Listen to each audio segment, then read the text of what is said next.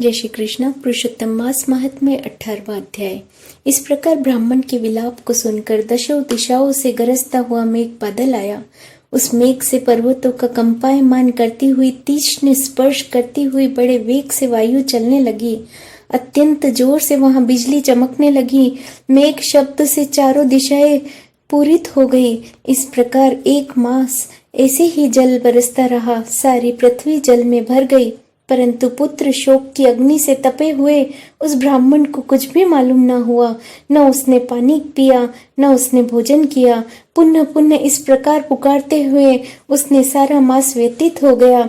वह मास श्री कृष्ण का प्रिय पुरुषोत्तम मास था।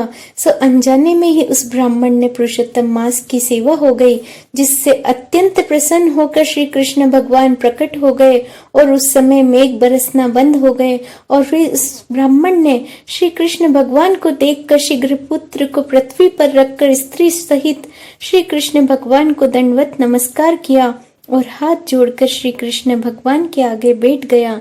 अनजाने में पुरुषोत्तम मास के सेवन से प्रसन्न होकर भगवान अमृत वाणी में बोले कि हे सुदेव, तुम धन्य हो और अत्यंत भाग्यवान हो। जो कुछ होने वाला है सो सुनो।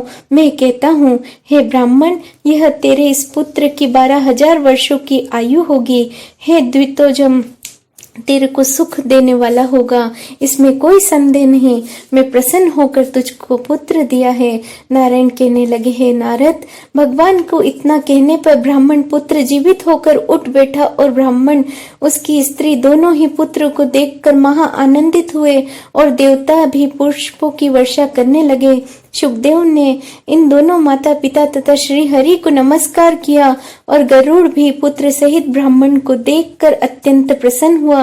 तब ब्राह्मण आश्चर्य युक्त होकर श्री हरि को नमस्कार कर हाथ जोड़कर गदगद वाणी से संशय काटने के लिए आनंद सहित भगवान से पूछने लगा कि हे भगवान, मेरे 4,000 वर्ष तक निरंतर महाकठिन तप करने पर आपने जो कठोर वचन मुझसे कहे थे कि मेरे 7 जन्मों में भी पुत्र का सुख नहीं है, उस वाक्य के उल्लंघन हेतु और मेरे मरे हुए पुत्र को जीवित करने का कारण क्या है। इति पुरुषोत्तम मास महात्म्य 18वां अध्याय समाप्त। जय श्री कृष्ण।